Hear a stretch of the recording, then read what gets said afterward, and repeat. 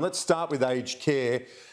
Is this going to be enough, $17.7 billion, or is there more to come? Well, Kieran, it is a once in a generation investment into the aged care sector, and most importantly, it's not just about the dollars, it is also about the reforms. It's how you use the dollars and what you do with them that matters most. And so we've given a very comprehensive response to the Aged Care Royal Commission. In doing that, we've identified, yes, areas of investment, but also reforms to guarantee minimum care times, 200 minutes per resident per day, at least 40 minutes of that with a registered nurse. We're guaranteeing other reforms as well in relation to the way in which, for example, bed places are allocated so that you can actually change and grow accommodation in the highest quality providers, and we'll know, and consumers will know they're the highest quality providers because of the reforms around transparency, around regulation, around auditing, around safety. And so this is a very comprehensive set of policies. But most economists say it needs to be $10 billion a year, and this is 17.7 across 4 years. It's nowhere near enough. This is 17.7 billion across 4 years, on top of already very significant existing levels of investment. You know, quite notably there, you've got the fact that we have already added huge numbers of extra home care places in recent years. In fact, by the time we've added the additional 80,000 places over the next 2 years in the home care sector, home care places under the coalition will have grown by 227% since we were elected. Mammoth growth in that sense. But it is also, Kieran, I think a significant study in contrast. You've got Labor once again, so I saw in the preview, wanting to talk about whether there should be additional policies or settings in aged care, but they're not actually announcing any.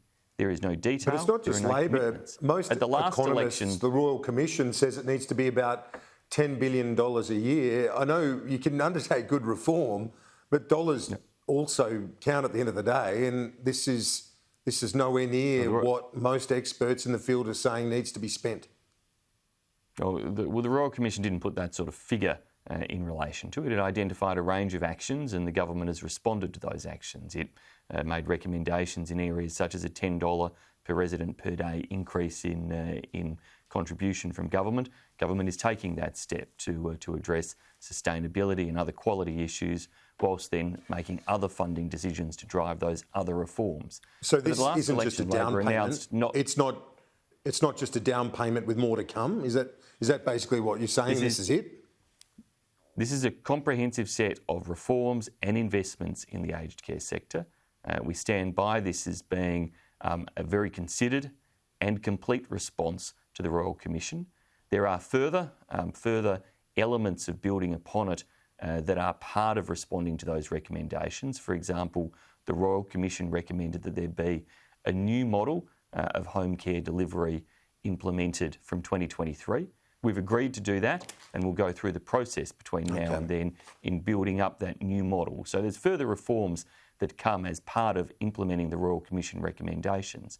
But Kieran, we're the ones getting on and doing it. The last election, there was not a single additional dollar committed by the Labor Party for aged care, not a single new policy that was going to make any difference. And still we see simply all talk but no action from Labor when it comes to aged care. We're delivering What about the wages front?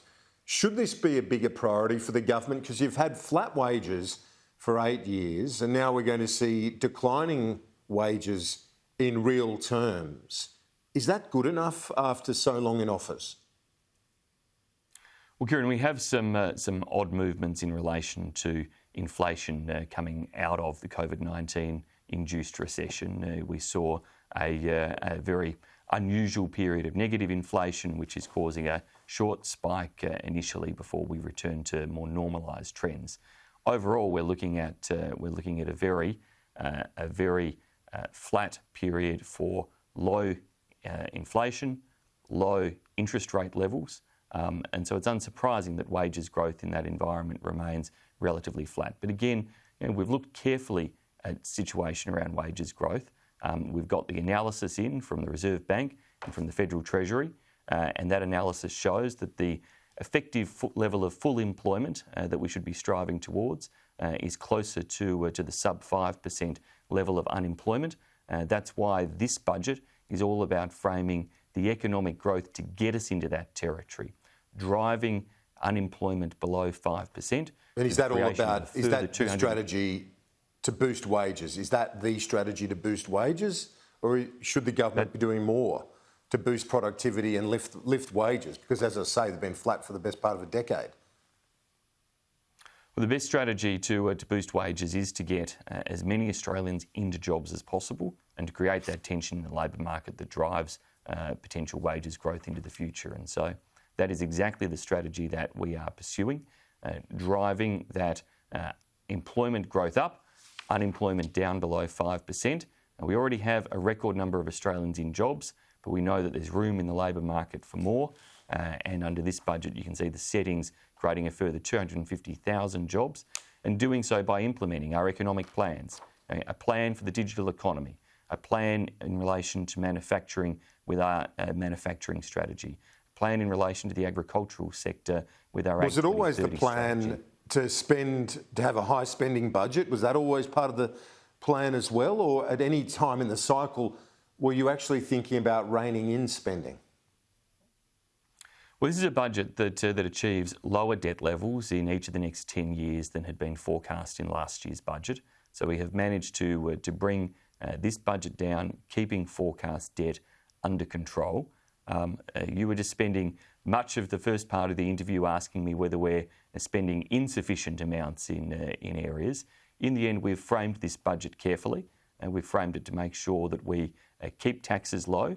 But did you consider reining in spending at some point during the deliberations? Was it always the plan to have a high spending budget? We considered each of the spending proposals very carefully throughout the budget cycle, and we weighed but in broad just terms, what the nation could have, and we weighed just what the nation could afford. We always intended to deliver on our promises, our promise to implement recommendations and respond to the recommendations of the Aged Care Royal Commission, our promise to fully fund the National Disability Insurance Scheme, and the Prime Minister's promise to take action in relation it sounds like you did consider suicide reining prevention. in spending, though, and not having a high spending budget. Was that on the table at one point? Kieran, every budget you consider how you make sure you address the pressures and priorities you've got in the most responsible way possible. That's what we did, but it was always on the agenda to have to address and to respond to some of those critical areas of promises that we had made around aged care, disability services, suicide prevention and the like. These were crucial commitments that we had made to the electorate.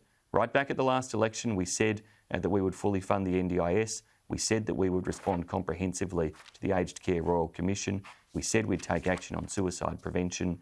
All of those promises are delivered upon in this budget, notwithstanding the fact that it's a budget framed in the most uncertain of times due to the COVID-19 pandemic.